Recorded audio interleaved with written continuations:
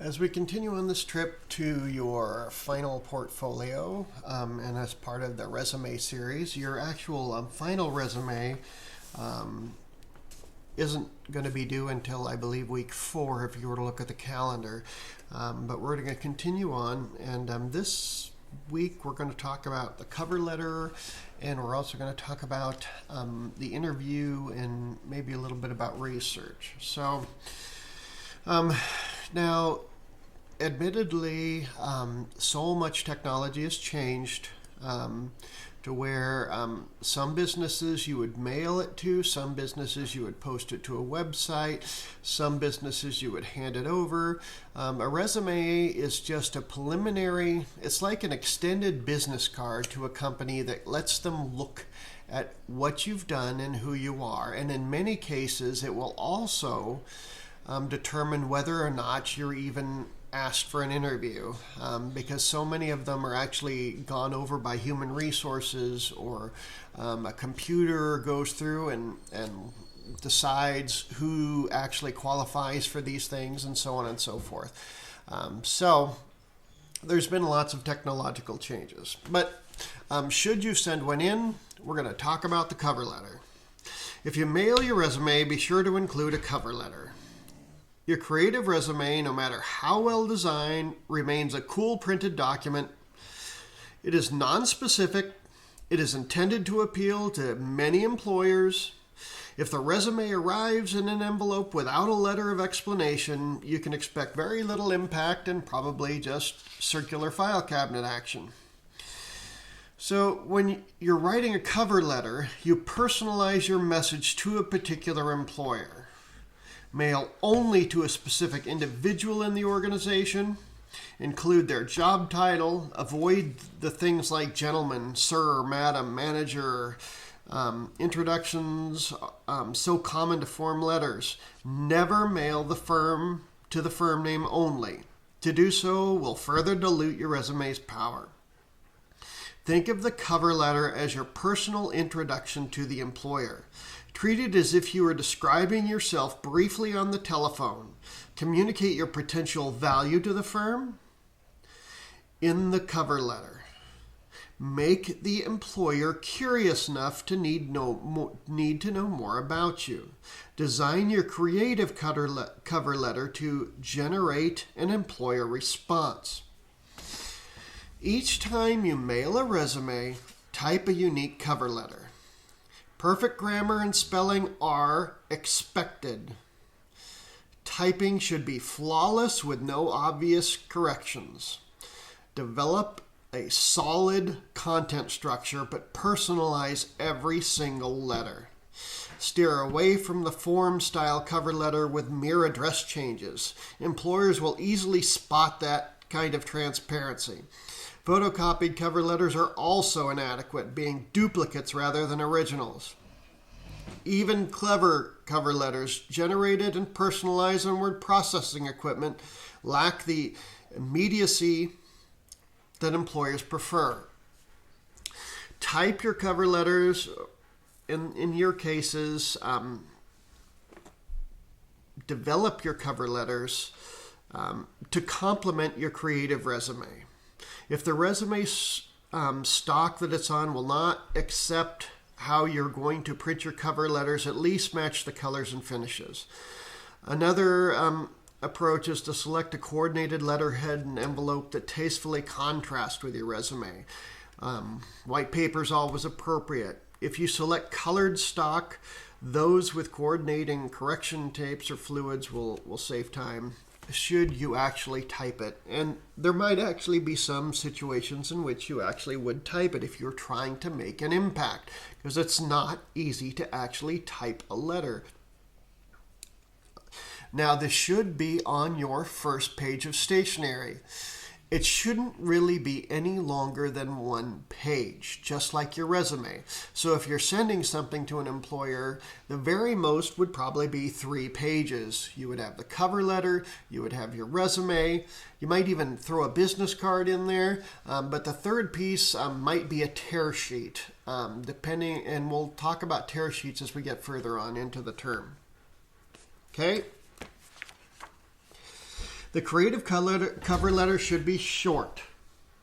Never exceed a single page unless you're seeking a writing position. 3 or 4 economic paragraphs are adequate. The opening paragraph is critical. Get attention with something interesting about the firm. Better yet, the reader. Okay, what that means is you're going to have to do some research about the company. Nothing is worse when going to an employer and it's like, I have no idea what your company does. That is the absolute wrong answer to your cover letter should be specifically focused on that particular company, and you're going to need to do a little bit of research about that company. Mention some recent work that caught your attention they did. Comment on a current article by or about the employer. Compliment a professional award. Make connections between a reference and the employer and you. Be sure to include the name, title, and organization of your reference. Mention why you're writing. Indicate here if you're responding to an advertisement or a placement. Paragraph 2 might contain a teaser about your resume to stimulate the employer to read it thoroughly. Mention your college, degree, year, and focus if you are a recent graduate. Touch on your significant experience. 3 or 4 sentences will suffice for this. Use paragraph 3 to create a special interest in you. Connect your unique skills to the needs of the employer. Even if no position exists, this paragraph must tantalize the employer to want to meet you. No easy task at all. These few sentences require a strong research base. Project yourself as very valuable, as an original. The last paragraph should close the sale. Use it to suggest an interview. Offer to present your employee. Be sure to mention that you will be calling to arrange a personal meeting in a few days. By promising a call, you have already broken ground for future messages.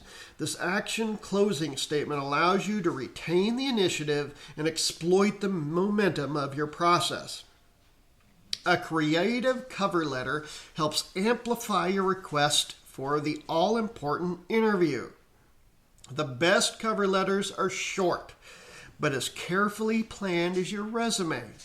Several drafts might be necessary to tune up your personal message. Speak the language of the person reading your letter. Use terminology unique to your profession. Always ask for an interview or indicate that you will call to make an appointment. Keep employers on the hook with your creative cover letter. Play them with a follow-up phone call. Finally, land your target position with a successful interview. So there's some resume etiquette that you need to follow. Your creative resume is a tool, nothing more. If you don't use it, don't expect it to work for you. Even the best designed resume is useless if it is not applied to self-marketing. Techniques for adapting your creative resume to the job search involves resume etiquette. The creative resume must help you get an interview or support you during an interview. Consider your resume to be a means rather than an end. Focus your attention on arranging interviews, since this is where the job search is won or lost. Schedule interviews either by letter or by telephone or by email. Combine all of those techniques for your maximum impact. Careful research will dictate the accepted scheduling approach to your target market. So large corporations steeped in tradition may have a different interview scheduling policies from smaller dynamic firms. Advertising agencies with national clients might expect more formality than small consulting firms. Organizations in the Northeast observe etiquette different from those in the West or Northwest. Target your interview search to reach a specific individual in an organization. Avoid personnel departments if possible, because they are going to tend to deflect your effort. Time of year is critical when scheduling interviews. July and August are often difficult since these are favorite vacation months of decision makers. June has the greatest influx of university graduates entering the job market. The Christmas holidays are uncertain owing to vacations and travel. Annual report season and tax season may also be hectic internally. That many firms find little time for interviewing. Time your interview campaign to coincide with peak hiring periods. That would be September, October, and November. Those are the best for finding creative positions, followed by the first quarter of the new year. The most direct interview method is to arrange an appointment by telephone or email. An initial conversation can help warm things up for your interview. On the other hand, your telephone call or email may not be able to penetrate the protective layers that insulate your creative managers. To beat these executive telephone guards or email guards, you could try calling before 8 a.m., possibly during lunch, or after 5 p.m. or on Saturday morning.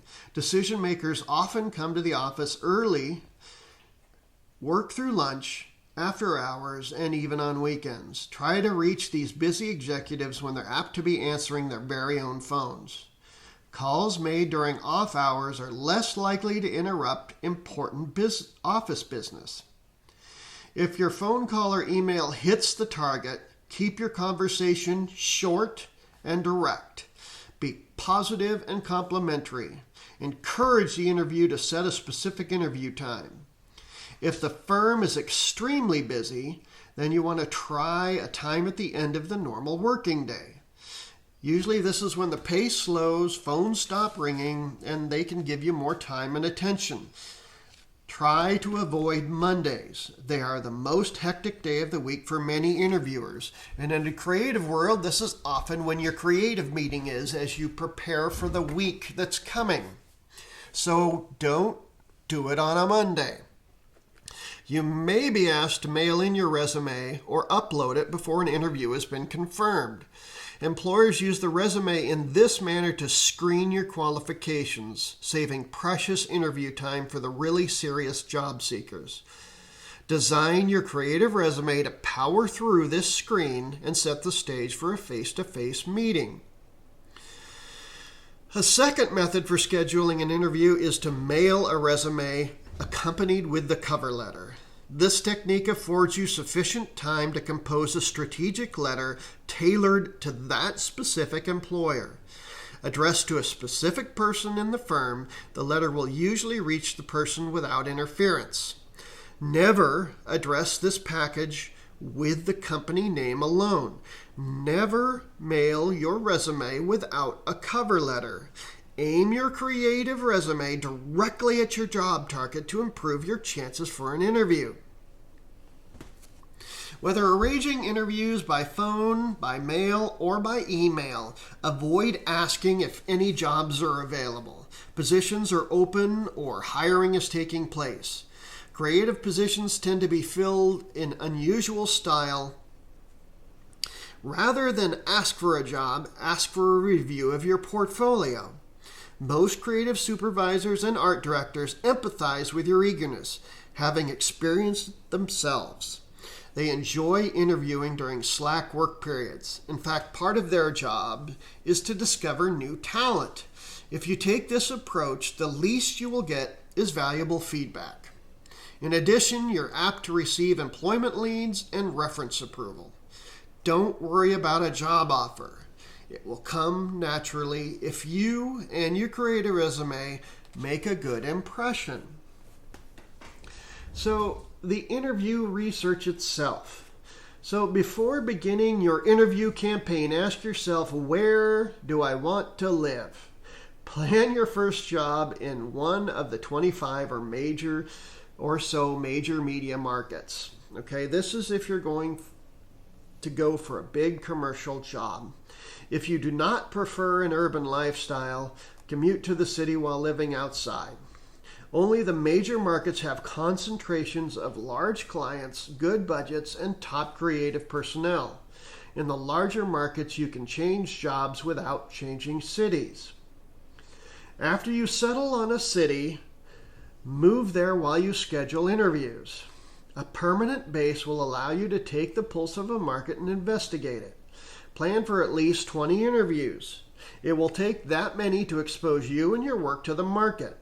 Word travels fast on the creative grapevine. Once you make it known that you're available, even if you receive a job offer after your first or second interview, follow your game plan. Other offers may be much better. By interviewing all of your targets, you can build your reputation in the market. Contacts you make during this interview process inevitably can help in your next job search. Develop a strategy to help decide where you want to work. Large corporations pay well, offer good benefits, and require teamwork. Some creative people find corporate employment stifling. Advertising agencies offer great earnings potential and a quick pulse. Job changes may be frequent as major clients come and go. Design studios work as consultants to solve visual problems for many different clients. Graphic designers need to be productive, flexible, and available to meet tight deadlines. Book publishing, with its rich tradition, offers a satisfying career, although salaries may be a little bit lower. Exhibit design, environmental graphics, and package design require a three-dimensional sensitivity. The large budgets involved may lead to great financial reward. Computer graphics promises outstanding career potential in animation and information processing. Match what you most want to do with those firms who are doing it. Research plays a major role in your self-directed job search. Creative positions are seldom listed in the newspaper or classified sections, and very few of them are actually listed online. Most openings are filled through word of mouth and personal referral in the creative underground. A handful of highly specialized placement agencies and headhunters focus on experienced personnel. Timing and luck also play a major role. Account changes, new clients, contract awards, and business cycle changes all contribute to job availability. Some graphic designers, and it's not too uncommon, actually have agents, just like most illustrators have agents. This is an expensive alternative because they get a percentage of your work. And of course, they focus on their higher end clients because they earn them the most money. But it is a thing that happens in the graphic design world. So where are some of these major cities that you kind of were discussing? We've got Portland, we've got Seattle, we've got San Francisco, we've got Los Angeles, of course we've got New York. Any of the major metropolitans are going to have great markets and lots of jobs available. At the community college level, we tend to focus on our local job markets because that's the actual market that we're supposed to service as a community college. Now, if you don't be afraid to move. The Willamette Valley has only so much graphic design going on in it. The advantage is with the newer generations is that the world has gotten a lot smaller, and there's lots of online clearing houses, lots of online advertising. It is so much easier to do your task remotely than it used to be. Make use of that. With this caveat, there are ethics that you should uphold when going to these graphic design websites that are offering for people to bid on projects, because that can very often discount your work. Your time has a value, and you need to remember that. Okay? Build your target file before you start to interview rather than during the process. Prioritize your list by shuffling some reference cards or build an Excel database. That is a great way to keep track of where you've gone, who you've sent letters to, who seemed a little bit interested, what you learned at those particular places. Okay, so develop a database of that information.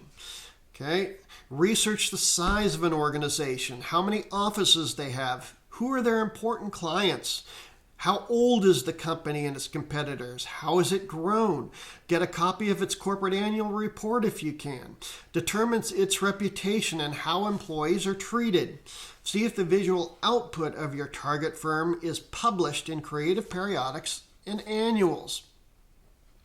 Some standard reference sources may be particularly helpful. Most are available in university or metropolitan libraries. Detailed data on creative firms is available in the Creative Black Book, the Literary Marketplace, the Standard Directory of Advertising Agencies, the Standard Rate and Data Service, the Design Index. We also have the books that I got you, which is the AIGA, is certainly a source for finding positions. The GAG, or the Graphic Artists Guild, is certainly a resource for finding employment.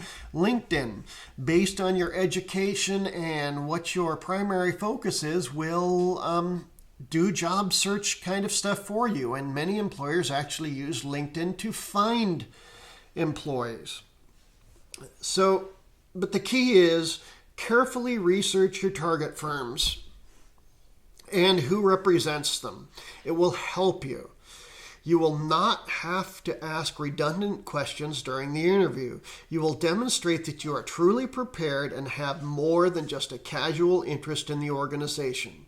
More important, being informed will boost your confidence and help you make a strong impression. Which leads us to the interview. Your creative interview is a big event. You better dress for it. Select your clothing for a job level higher than the one you seek. Although interviewers in creative professions may dress less formally than their corporate or banking counterparts, you need to aim for a stylish conservative appearance. Your suit or outfit should be dressy and businesslike. Dark colors make the best initial impression. Appear clean, neat, and well-groomed. Keep jewelry, perfume, and aftershave scents subtle or not at all. Never smoke, never chew gum. Look professional, look articulate, and be ready to start work at the time of the interview. Be on time for your interview. And by on time, I mean 15 minutes early. Plan a couple of hours between appointments if you are doing more than one at a time based on transportation and such. Your interview could possibly last longer than planned, particularly if your employer is really interested. I had an interview that I went in and I expected to spend about 15 minutes, and it ended up taking 3.5 to 4 hours because of the conversation I had with the creative director. That firm ended up hiring me right out of school. Start to make your positive impression at the front desk. The person meeting you can help you get in for an interview and make you feel comfortable while waiting. You might even become coworkers in the future. Store several resumes in your portfolio. Keep them in a clearly marked envelope separate from your other work examples. Besides protection, careful storage will help you avoid a panic search. Extra copies will come in handy if more than one interviewer is present. You may be asked for additional resumes to be passed on. I have been through interviews as a creative where I had board interviews. And board interviews are when you have more than one person who happens to be interviewing you. And one of the tricks for that particular situation is to have something to write on. And what I will do is write down the names of the people as they introduce themselves. And they do introduce themselves. And I generally line it out almost like a map on my notes. I've actually had several board interviews. And it's kind of intimidating, but it's kind of nice because they're talking amongst themselves and talking to you simultaneously.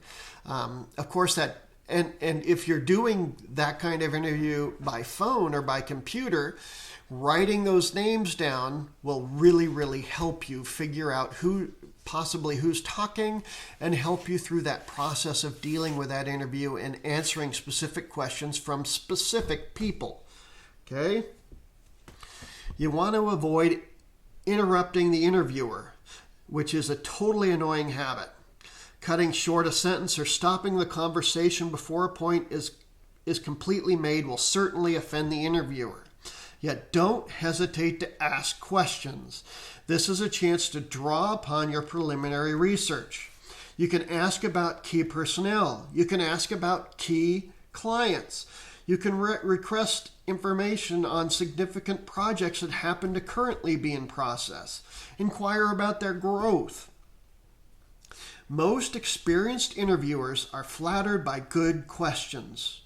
If you phrase them properly, praise the quality of the work from that firm, they will truly appreciate it. At an opportune time in the interview, emphasize precisely how you might help their company. Articulate your unique qualifications, draw a connection between yourself and the firm, explore how you might fit the organization, and add to it. Avoid asking directly for a job, but try to sell yourself. If you're going to present a physical portfolio during the interview, you better be prepared to answer questions about the work. The portfolio reveals your ideas, your hand and computer skills, and your problem-solving ability. Plan to defend your visual decisions, and you need to be articulate about it. You need to use the language of design. You need to be able to articulate the principles of design.